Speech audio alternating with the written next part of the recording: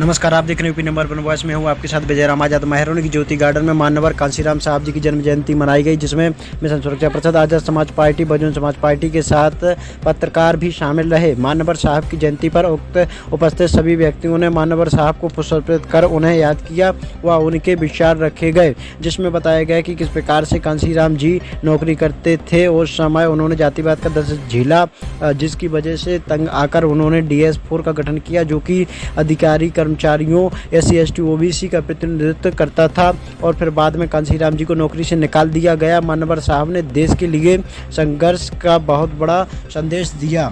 भागीदारी, राजनीतिक भागीदारी और हिस्सेदारी के लिए उन्होंने 14 अप्रैल 1984 को अम्बेडकर साहब की जयंती के अवसर पर बहुजन समाज पार्टी का गठन किया, जिस बहुजन समाज पार्टी ने उत्तर प्रदेश में 4 बार मुख्यमंत्री बनाया। और वह उत्तर प्रदेश में नहीं बल्कि पूरे भारत में वह पार्टी फैली। लेकिन अभी वर्तमान समय ऐसा आ गया कि आज इस पार्टी के एक ही केवल विधायक है। इंद्रजीत गौतम जिलाध्यक्ष, मिशन सुरक्षा परिषद प्रमोद गौतम, विधानसभा संयोजक BSP मोहन घायल, सपा केहर सिंह, लाखन सिंह बौद्ध, सुरेंद्र गौतम, विनय कुमार झा, रवि रजक, समाजसेवी सोनू कुशवाहा, हरिशंकर, विजयराम आजाद, प्रवीण कुमार, तंशु राम आदि मौजूद रहे। तो उस समय मान्यवर कांशीराम जी आए और बाबा साहब के विचारों की जो क्रांति थी उसको पूरे उत्तर मध्य भारत के साथ साथ पूरे देश में फैलाने का काम किया और उनके विचारों को बताया।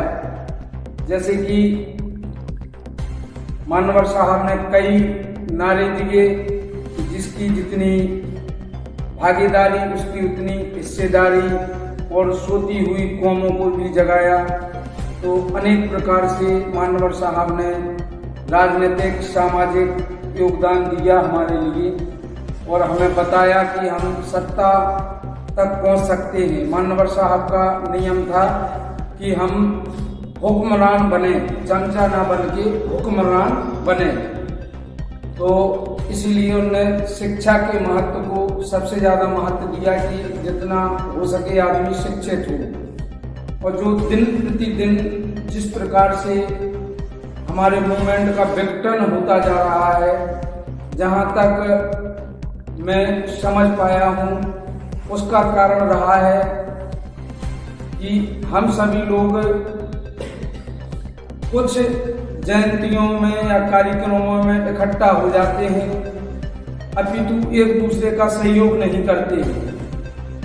तो अगर हमें मान्यवर साहब के मूवमेंट को आगे बढ़ाना है तो एक दूसरे का सभी प्रकार से सहयोग करना होगा। और जहाँ तक है हम अपनी आने वाली पीढ़ी को और समस्त जो हमारी एक समाज है, सभी व्यक्तियों को शिक्षा के प्रति जागृत करना होगा। जितना हो सके एक दूसरे का सहयोग करें, आदमी शिक्षित हो। निश्चित है शिक्षित होने के बाद एक ना एक दिन क्रांति आ सकती है। और इतिहास गवाह है, आज तक जितनी भी क्रांति हुई है विश्व में, चाहे रूस की क्रांति हो, फ्रांस की, जर्मन की, सभी क्रांतियां शोषित और मजदूर वर्ग ने ही की हैं। तो इतिहास इस बात की हमें गवाही देता है और आगे बताता भी है कि शोषित और मजदूर वर्ग कोई भी क्रांति कर सकता है। जैसे कांशीराम जी का एक जो नारा था अम्बेडकर साहब का, शिक्षित, संगठित और संघर्ष।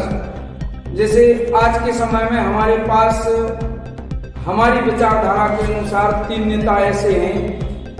माननीय बहन जी जिनके पास संगठन है, चंद्रशेखर आजाद जी हैं जो जिनके पास शिक्षा है, और अखिलेश यादव हैं जो संघर्षशील व्यक्ति हैं, जो उनका दिखता भी है।